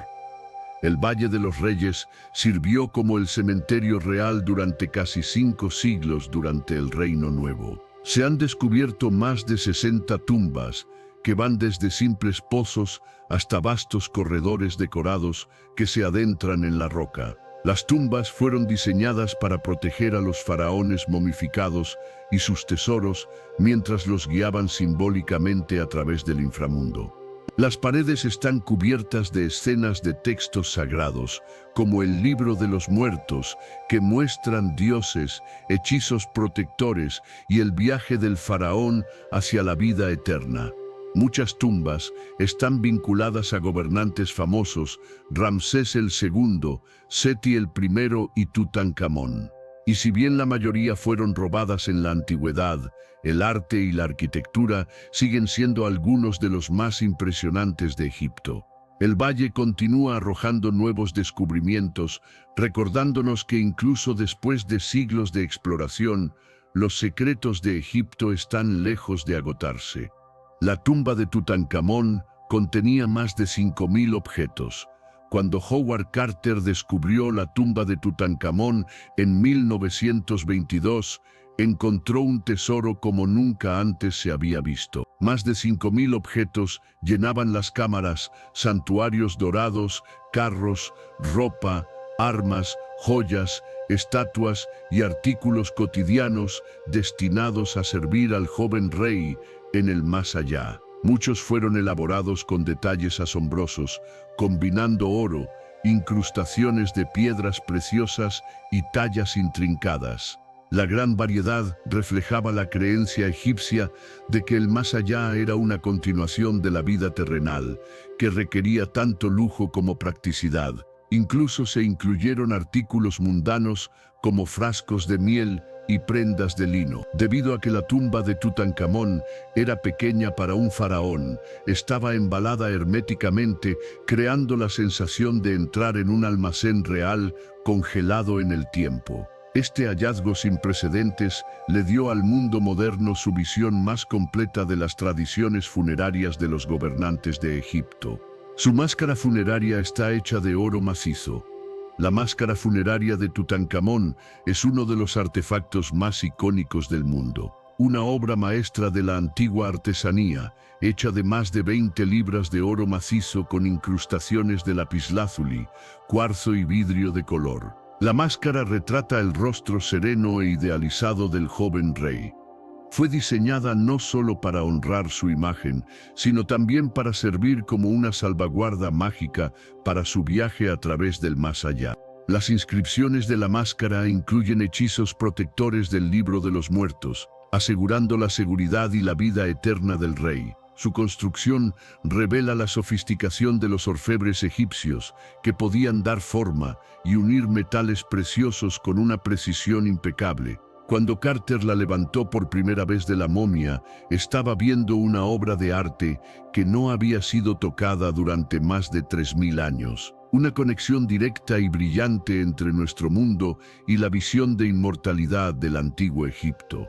La maldición de Tutankamón puede ser más mito que hecho. Después del descubrimiento de la tumba de Tutankamón, se difundieron rumores de que aquellos que entraron fueron golpeados por una maldición mortal. La repentina muerte de Lord Carnarvon, quien financió la excavación, alimentó la leyenda. Los periódicos informaron ansiosamente de cualquier enfermedad o desgracia entre el equipo de excavación, sugiriendo una venganza sobrenatural por perturbar el descanso del rey. En realidad, la mayoría de las personas presentes en la apertura vivieron vidas largas y saludables, incluido el propio Howard Carter. Los eruditos modernos creen que la maldición fue una mezcla de coincidencia, sensacionalismo mediático y quizás exposición a bacterias o moho dañinos dentro de la tumba sellada. El mito persiste porque aprovecha la fascinación atemporal por los misterios del antiguo Egipto y la idea de que algunos secretos están destinados a permanecer intactos. Los antiguos egipcios practicaron la momificación de animales a una escala masiva. La momificación de animales fue una práctica generalizada en el antiguo Egipto, que sirvió para fines religiosos y simbólicos. Gatos, ibis, cocodrilos, toros y muchas otras especies fueron embalsamados como ofrendas a los dioses que representaban. Algunos eran mascotas queridas enterradas con sus dueños, mientras que otros eran criados y sacrificados ritualmente en templos. Los animales momificados se vendían a peregrinos que los presentaban a los templos como actos de devoción. El proceso reflejaba la momificación humana, que implicaba secar, envolver y colocar en ataúdes o jarrones decorados. Se han encontrado necrópolis de animales que contienen miles, incluso millones de tales momias, lo que revela la enorme escala de esta práctica. Se han descubierto millones de animales momificados. Las excavaciones en todo Egipto han revelado vastos cementerios que contienen millones de animales momificados. En Saqqara, las catacumbas contienen innumerables ibis, halcones y perros cuidadosamente envueltos y colocados en jarrones o cajas de madera. Algunos fueron preparados con gran cuidado, utilizando lino fino y resinas, mientras que otros parecen hechos a toda prisa, probablemente para ofrendas masivas. Esta industria de la momificación de animales sugiere una economía religiosa a gran escala con criadores, embalsamadores y asistentes de templos involucrados. Estos hallazgos no solo resaltan la profundidad del culto a los animales en la religión egipcia, sino que también proporcionan pistas sobre la antigua cría de animales y las redes comerciales utilizadas para satisfacer la demanda de criaturas sagradas. Los toros sagrados fueron enterrados en enormes sarcófagos de piedra. El toro Apis era considerado una manifestación viva del dios Ptah y luego vinculado a Osiris. Elegido por marcas específicas, cada toro sagrado vivía una vida mimada en Menfis antes de recibir un elaborado entierro. En el Serapeum de Saqqara se construyeron sarcófagos masivos de granito, algunos de los cuales pesaban más de 70 toneladas, para albergar sus restos momificados. Estas tumbas formaban parte de un vasto complejo subterráneo que reflejaba el alto estatus del toro Apis en la religión egipcia. Los entierros fueron atendidos por sacerdotes y acompañados de ofrendas, lo que subraya la creencia de que estos animales no eran meros símbolos, sino seres divinos dignos de tratamiento real en la muerte. El antiguo Egipto una vez gobernó territorios mucho más allá del Nilo. En su apogeo, el poder de Egipto se extendió mucho más allá de su corazón. Los faraones del Nuevo Reino controlaron territorios en el Sudán moderno, Israel, el Líbano y Siria. Estas conquistas trajeron recursos valiosos, oro de Nubia, cedro del Líbano y tributo de estados vasallos. Egipto mantuvo su influencia a través de guarniciones, fortalezas y alianzas cimentadas por matrimonios diplomáticos. Esta expansión no solo enriqueció a Egipto, sino que también extendió su arte, arquitectura e ideas religiosas por todo el cercano Oriente. Dioses, bienes y estilos extranjeros fluyeron de regreso a Egipto, creando un intercambio cultural dinámico que reformó las propias tradiciones del reino. El imperio se extendió hasta el Sudán moderno y el Levante. El alcance sur de Egipto se extendió profundamente en Nubia, donde estableció fortalezas y templos a lo largo del Nilo. Esta región era vital por sus ricas minas de oro y el control estratégico de las rutas comerciales. Al noreste, la influencia de Egipto llegó al Levante, dominando ciudades y puertos clave a lo largo de la costa mediterránea. Estos territorios no fueron simplemente conquistados, sino integrados en la esfera económica y política de Egipto. Los artefactos de estas regiones muestran una mezcla de estilos egipcios y locales, lo que ilustra cuán lejos se extendió la cultura egipcia y cómo absorbió influencias extranjeras a cambio. Este alcance imperial ayudó a asegurar la prosperidad de Egipto durante siglos. Las rutas comerciales trajeron lapislázuli desde miles de millas de distancia. El lapislázuli, con su color azul profundo salpicado de oro, se encontraba entre las piedras más preciadas del antiguo Egipto. No se encontraba localmente. En cambio, provenía de minas distantes en lo que ahora es Afganistán, a más de 2000 millas de distancia. Esto significaba que viajaba a lo largo de una vasta red comercial, a través de Mesopotamia y el Levante antes de llegar a Egipto. La piedra fue tallada en amuletos, incrustada en joyas y triturada en polvo para cosméticos y pintura.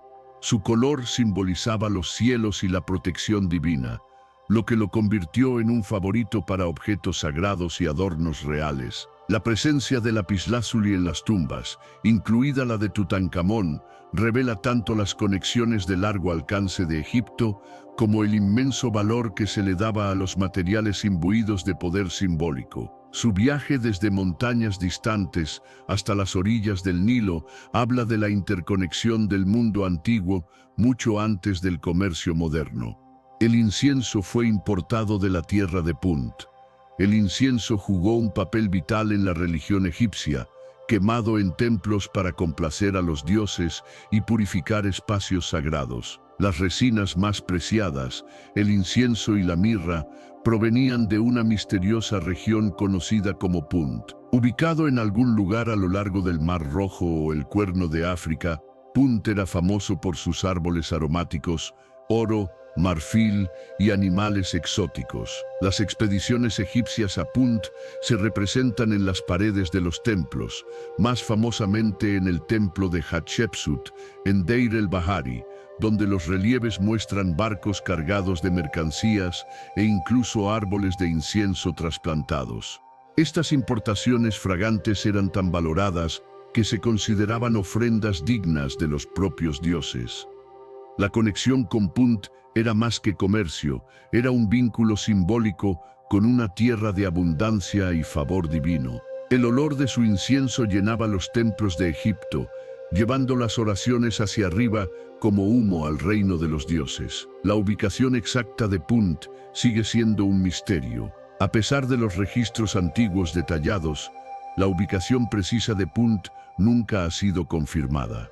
Los textos egipcios lo describen como una tierra rica en incienso, oro, ébano y animales exóticos a la que se llegaba navegando por el Mar Rojo. La mayoría de los eruditos lo sitúan en el Cuerno de África, probablemente en la moderna Eritrea, Somalia o el este de Sudán. Pero otros sugieren que podría haber estado más al sur o incluso al otro lado de la península arábiga. Los relieves del reinado de Hatshepsut representan a su gente, casas sobre pilotes y paisajes exuberantes. Sin embargo, no se ha encontrado un sitio arqueológico definitivo. Punt ocupó un lugar casi mítico en la imaginación egipcia, celebrado como una fuente de bienes y bendiciones divinas. El hecho de que su ubicación siga siendo desconocida añade un misterio perdurable a la historia de Egipto, recordándonos cuánto del mundo antiguo todavía está fuera de nuestro alcance, a pesar de siglos de estudio y exploración. Los antiguos barcos egipcios se aventuraron profundamente en el Mar Rojo. Para llegar a tierras distantes como Punt, los egipcios construyeron robustos vasos marítimos capaces de navegar por las desafiantes aguas del Mar Rojo. Estos barcos a menudo se construían con cedro importado del Líbano, atados con cuerda en lugar de clavos. Los relieves muestran grandes tripulaciones, remando junto a velas cuadradas con bodegas de carga repletas de mercancías. Las expediciones requerían una planificación cuidadosa, ya que podían durar meses y dependían de los vientos estacionales. Puertos como Mersa Gawasis en la costa del Mar Rojo han arrojado restos de maderas de barcos, cuerdas y cajas de carga, ofreciendo raras pruebas físicas del alcance marítimo de Egipto. Estos viajes trajeron incienso, animales exóticos, oro y otros tesoros, fortaleciendo la economía y el prestigio de Egipto. También demuestran las avanzadas habilidades de construcción naval de los egipcios y su voluntad de aventurarse mucho más allá de la seguridad del Nilo para expandir su influencia a través de los mares. Los carros de guerra cambiaron la naturaleza de la guerra egipcia. Introducido en Egipto durante el segundo periodo intermedio, probablemente por los hicsos, el carro tirado por caballos revolucionó la estrategia militar egipcia. Ligeros, rápidos y altamente maniobrables, los carros permitieron a los arqueros disparar desde una plataforma móvil, aumentando tanto el alcance como la velocidad en la batalla. Para el nuevo reino, los carros se habían convertido en símbolos de poder real, utilizados no solo en la guerra, sino también en procesiones ceremoniales. Faraones como Ramsés II son representados liderando cargas de carros, arco dibujado, pisoteando enemigos bajo sus ruedas. Los carros requerían equipos calificados, un conductor y un arquero, y eran caros de mantener, lo que los convertía en unidades de élite dentro del ejército. Su llegada marcó el cambio de Egipto hacia tácticas más móviles y agresivas, lo que le permitió proyectar poder más lejos y de manera más efectiva. Algunos faraones eran comandantes militares hábiles.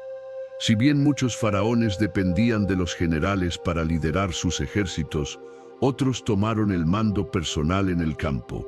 Tutmosis III, a menudo llamado el Napoleón de Egipto, dirigió campañas en el Levante y Nubia, expandiendo el imperio de Egipto a su mayor extensión. Ramsés II luchó famosamente en la batalla de Kadesh, dirigiendo personalmente cargas de carros a pesar del caos. Tal liderazgo era más que militar, reforzaba el papel divino del faraón como protector de Egipto, un guerrero designado por los dioses. Las victorias se registraron en las paredes de los templos, mezclando historia con propaganda, asegurando que la reputación del faraón perdurara para la eternidad. Ya sea en la verdad o en el arte idealizado, estas representaciones presentaban al gobernante como rey y general, dominando el campo de batalla como un deber sagrado.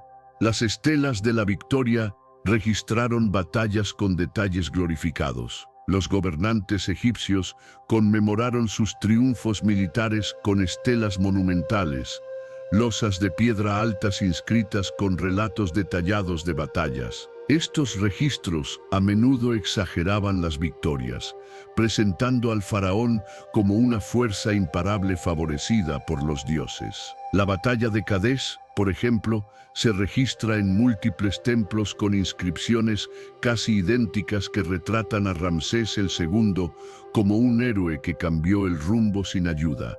Tales estelas sirvieron tanto como propaganda como ofrendas religiosas, acreditando la ayuda divina por el éxito en la guerra.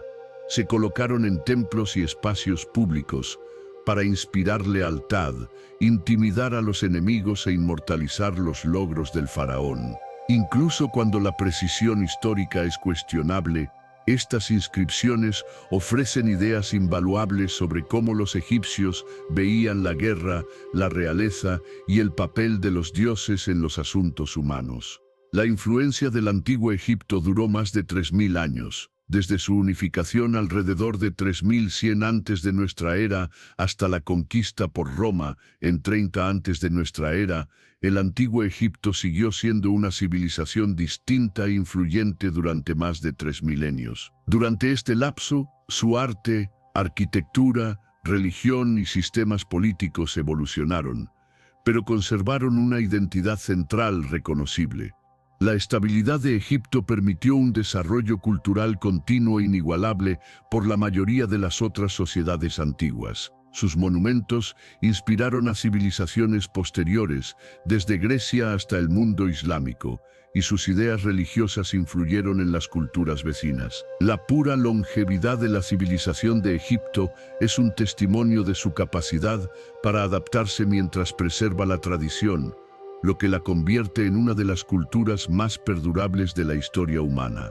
Incluso después de la conquista, la cultura egipcia moldeó a los invasores. Egipto fue conquistado varias veces por nubios, asirios, persas, griegos y romanos. Sin embargo, cada nuevo gobernante adoptó elementos clave de la cultura egipcia. Los reyes extranjeros fueron representados con vestimenta faraónica, construyeron templos a los dioses egipcios y participaron en ceremonias religiosas locales. La dinastía ptolemaica de origen griego mezcló tradiciones helenísticas y egipcias, produciendo gobernantes como Cleopatra, la tercera, que adoptaron las costumbres nativas. Los emperadores romanos continuaron financiando la construcción de templos mucho después de que Egipto se convirtiera en provincia. Esta resiliencia cultural aseguró que incluso cuando estaba políticamente dominada, Egipto siguiera siendo espiritual y artísticamente distinto, influyendo en sus conquistadores tanto como ellos lo influenciaron a él. Los monumentos del antiguo Egipto todavía se mantienen como ecos de la eternidad. Desde las imponentes pirámides de Giza hasta los extensos templos de Karnak y Luxor, los monumentos de Egipto han perdurado durante miles de años. Construidos para honrar a dioses y reyes, fueron diseñados pensando en la eternidad. Bloques de piedra masivos encajados con tanta precisión que todavía se mantienen a pesar de los terremotos, las inundaciones y el paso del tiempo.